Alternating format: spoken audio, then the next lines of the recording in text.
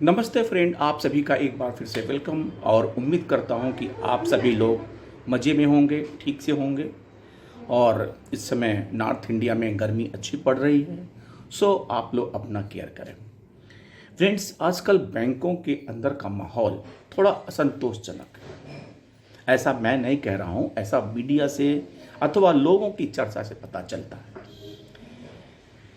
बैंकों के स्टाफ के अंदर वर्क प्रेशर को लेके, एग्जीक्यूटिव के रवैये को लेके और पब्लिक का अंडू प्रेशर को लेके सब कुछ माहौल ऐसा बनता जा रहा है कि स्टाफ कार्य करने में असहजता महसूस कर रहा है, असहज हो रहा है।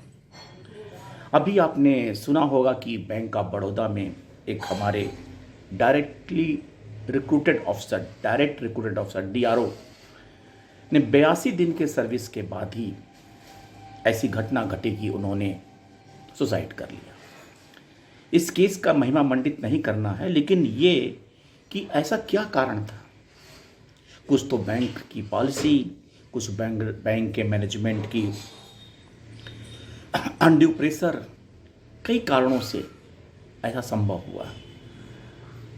वो बैंक ऑफ बड़ौदा के डीआरओ जो थे वो अंकलेश्वर ब्रांच गुजरात में कार्यरत थे और 82 दिनों की सर्विस के बाद ही उन्होंने मैनेजमेंट को लिखते हुए जो उन्होंने पत्र लिखा था उसमें था कि at the time of appointment 5 lakh का बॉन्ड भरना था। उनका कहना यह भी था कि अगर मैं बैंक की नौकरी छोड़ना भी चाहता हूं अनड्यू प्रेशर से और यहाँ के माहौल से, तो भी मैं नहीं छोड़ सकता क्योंकि मुझे 5 लाख रुपया देना होता। उन्होंने सिस्टम की खामियों को गिनाते हुए ये भी कहा कि एक बंदा जो भी नया रिक्रूट होके आता है उसको उतना सफिशिएंट ट्रेनिंग नहीं मिलती है जिससे कि वो अपने वर्क प्लेस पे अपने कार्यों का अंजाम ठीक से दे सके।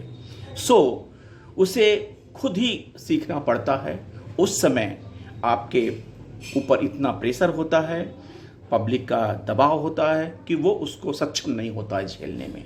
हालांकि उन्होंने अपने कलीग्स का बारे में कहा, प्रशंसा करते हुए लिखा कि सारे लोगों ने मेरी मदद की, लेकिन सबकी अपनी अपनी भी जिम्मेदारियां होती हैं।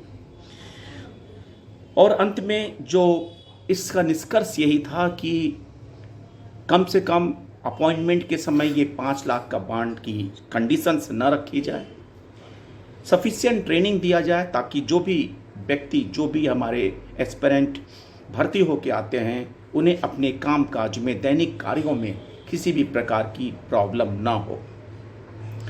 और तीसरा, जो स्टाफ शॉर्टेज, जो स्टाफ क्राइसिस है ब्रांचों में, बैंक की ब्रांचों में, उसमें सफिशिएंट एडुकेट रिक्रूटमेंट हो। हालांकि इस बारे में यूनियन हमेशा केवल पत्र लिखती है, लेकिन कोई ठोस कार्यक्रम न यूनियन का है न मैनेजमेंट का है।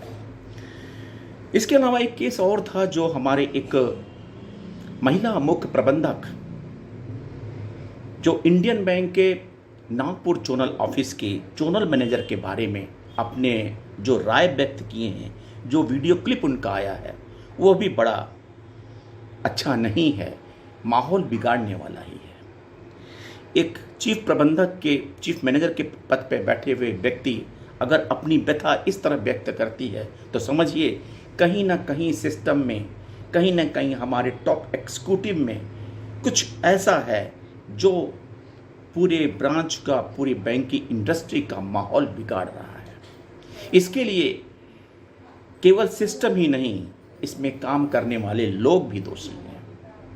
एटीट्यूड, जो अपने एग्जीक्यूटिव का एटीट्यूड होना चाहिए, वो भी इस तरह होना चाहिए कि जो अपने अगल बगल, अपने ब्रांच के, अपने जोनल ऑफिस के, अपने रीजनल ऑफिस के एटमॉस्फेयर को इतना कार्डियल बनाए कि एक बॉन्डिंग की तरह स्टाफ, चाहे छोटा अधिकारी हो, चाहे बड़ा अधिकारी हो, चाहे टॉप मैनेजमेंट हो, सब मिलके काम कर सकें। इस बारे में टॉप मैनेजमेंट को भी सोचना चाहिए। और ऐसे आप वीडियो क्लिप सुनिए, ऐसे मुद्दों पे थारो इन्वेस्टिगेट करना चाहिए और जो भी व्यक्ति इसमें दोषी पाया जाए उसके लिए उचित उपाय किया जाए, ताकि ऐसे बैंक के ब्रांचों में, बैंक के जोनल ऑफिस में या बैंक की इंडस्ट्री में इस तरह का खराब माहौल ना होने पाए। और जो भी हमारे अंदर जो हमारे यहाँ प्रेशर है, जो वर्किंग कंडीशन है, उसमें लगातार सुधार की ज़रूरत है। और ख़ासकर से मैनेजमेंट और यूनियन दोनों को सोचना पड़ेगा। यूनियन को सर्कुलर निकालने से काम नहीं होगा और मैनेजमेंट को केवल ऊपर से भाषण देने से जो काम नहीं चलेगा। इसको कंक्रीट रूप से ज़मीन स्तर पे काम करना होगा, ताकि बैंक के बिजनेस के साथ साथ जो ह्यूमन कैपिटल हैं, जो वहाँ के स्टाफ हैं, जो वहाँ अधिकारी हैं, जो एम्प्लॉई हैं, उनका भी निरंतर ग्रोथ होना चाहिए और उनकी लाइफ खुशहाल होनी चाहिए। थैंक यू फ्रेंड्स, नमस्ते। हाय फ्रेंड्स, मैं साधना दुबे बोल रही हूँ। मैं चीफ मैनेजर इंडियन बैंक से हूँ। मेरा ट्रांसफ़र इस समय जोनल ऑफिस नागपुर में हो रखा है और ये वीडियो मैं क्यों बना रही हूँ ये मैं आपको बता देती हूँ। मैं पिछले 1 सालों से जोनल ऑफिस नागपुर में काम कर रही हूँ और यहाँ पे मुझको जो भी काम दिया जाता है मैं पूरी कोशिश करती हूँ करने के लिए। जो हमारे यहाँ के नए DZM मिस्टर विजय शंकर ठाकुर आए हैं हैदराबाद से, उन्होंने मुझे इतना ज़्यादा परेशान करके रखा हुआ, इतना ज़्यादा कि मैं आपको बता नहीं सकती। वो हर वक्त मेरे लिए अनाप शनाप बोला करते हैं ग्रुप में और मेरे ऑफिस में भी, मेरे स्टाफ के साथ और बाहर वालों के साथ भी। इतना ही नहीं, उन्होंने कई बार मुझे मोबाइल पे अपने एक्सेस ले रखा हुआ है जोनल ऑफिस के कैमरे का और जूम कर करके देखते हैं कि मैं क्या काम कर रही हूँ, मैं कितनी देर सीट पे बैठी हूँ, मैं कितनी देर उठ के गई हूँ, मैं किसके साथ बात कर रही हूँ, मैं कौन सी लोन की फाइल पढ़ रही हूँ, मैं कस्टमर्स से फॉलो अप कर रही हूँ कि नहीं कर रही हूँ, मैं ब्रांचेस से फॉलो अप कर रही हूँ कि नहीं कर रही हूँ, मैंने शाम को कितना काम किया है वो मुझे उन्हें रिपोर्ट करके जाना होता है। मैं रिपोर्ट करती हूँ, मैं कभी कभी भूल जाती हूँ, उसके लिए मुझे वो बहुत ज्यादा अनाप शनाप बोलते हैं। वो ऑफिशियली मुझे नहीं, वो मुझे अनऑफिशियली तंग करते हैं। अगर कोई भी कस्टमर या स्टाफ या फिर CA या फिर कोई भी बंदा जो बैंक से रिलेट करता है बाहर से मुझसे मिलने आ जाता है, तो वो वीडियो में देखते हैं कि मैं कितनी देर उस बंदे से बात कर रही हूँ और मुझसे बुला के पूछते हैं तुम किसके पास बैठी थी, तुमने क्या बात की, क्यों बात की तुमने, वो कौन था, कहां से आया था। इस तरीके से वो मुझसे सवाल जवाब करते हैं। मैं चीफ मैनेजर हूं लेकिन मुझे इतना ज्यादा परेशान करते हैं, इतना ज्यादा परेशान करते हैं। अगर मैं उनसे छुट्टी मांग लेती हूँ कि मुझे छुट्टी चाहिए तो वो जोनल ऑफिस ग्रुप में व्हाट्सएप पे लिखते हैं कि क्रेडिट डिपार्टमेंट को छुट्टी नहीं मिलेगी। वो सिर्फ मेरे लिए लिखते हैं। मुझे पीरियड्स आ रहे होते हैं ना, मुझे पीरियड्स आ रहे होते हैं तो मुझे उन्हें लिख के भेजना पड़ता है कि मुझे पीरियड्स आ रहे हैं इसीलिए मुझे छुट्टी चाहिए, वरना वो मेरी छुट्टी अप्रूव नहीं करते हैं। जब तक मैं उन्हें खुल के रीजन नहीं बताती हूँ कि मैं हॉस्पिटल क्यों जा रही हूँ तब भी वो मुझे नहीं छुट्टी देते हैं, परेशान करके रखते हैं, कहते हैं LOP मार्क कर दूंगा। ये मुझे पिछले 1 साल से तंग कर रहे हैं। उसके बाद हमारे जोनल ऑफिस में रीशफलिंग हुई, मेरा डिपार्टमेंट बदला गया क्रेडिट, तो इन्होंने उसके खुंदस में आके मुझे अपने चैम्बर में बिठा के बोला कि तुमने क्रेडिट के लिए हाँ क्यों की। तो मैंने कहा आप मुझे कोई भी काम दे दीजिए, उसके लिए मैं हाँ ही करूंगी, ना नहीं करूंगी, क्योंकि वो काम मैं कर सकती हूँ। ये मैं अपने आप में जानती हूँ अपने आप को।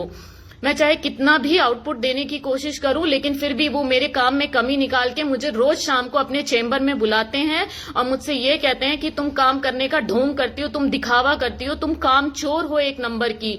हमारे जोनल ऑफिस में 3 और चीफ मैनेजर हैं लेकिन उनसे इस तरीके का बर्ताव नहीं किया जाता क्योंकि वो आदमी चीफ मैनेजर हैं और मैं औरत चीफ मैनेजर हूं।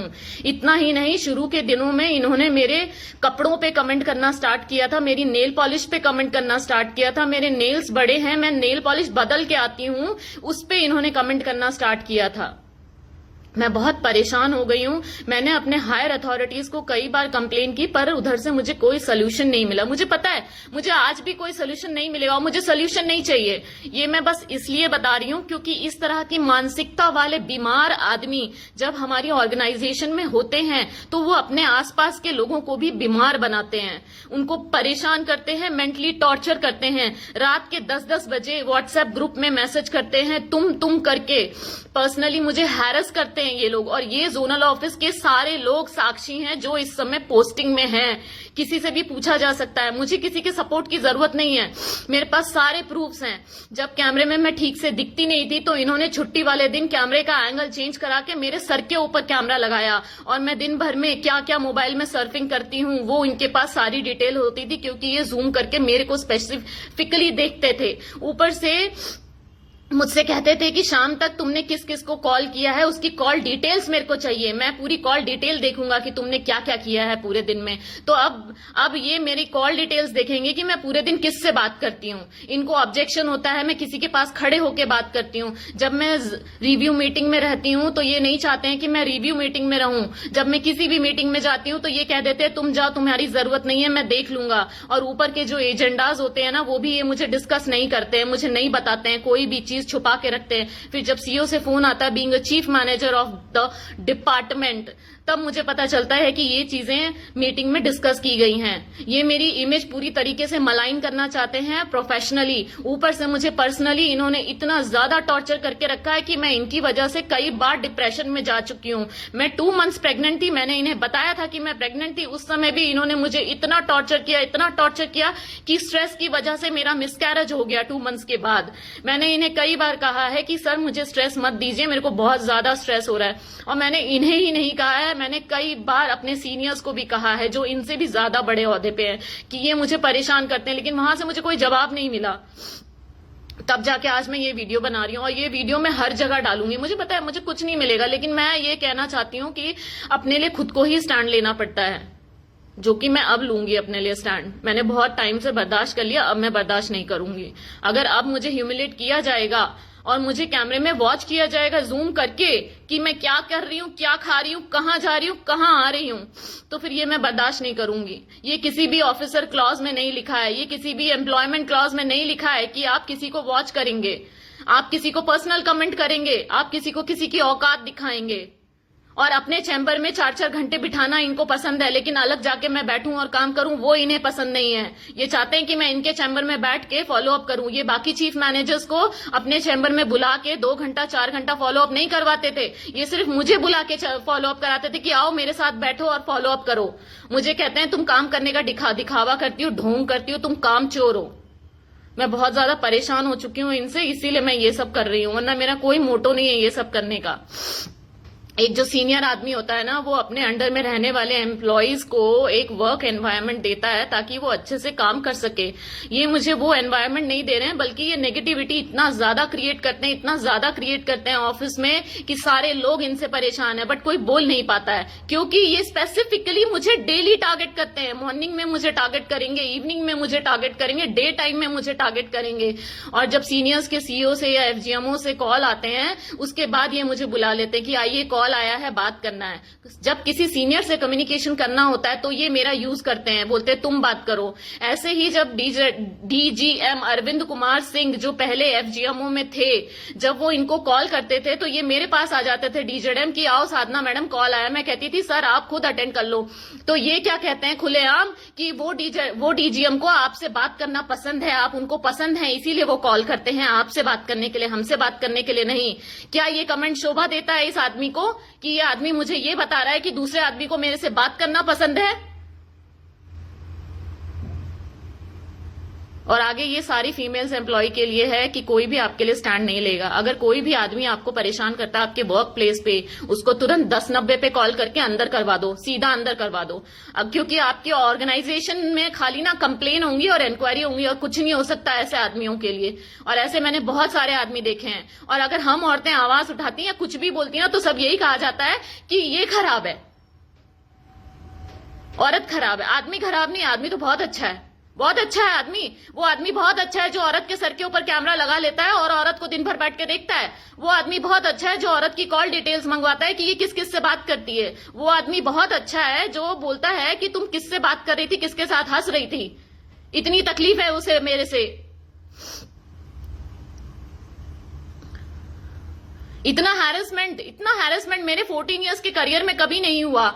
मेरे बहुत अच्छे अच्छे बॉसेस रहे हैं जिनके साथ मैंने काम किया है। कभी किसी बॉस ने मुझे इस तरीके से हैरेस नहीं किया जिस तरीके से इन्होंने मुझे हैरेस किया है।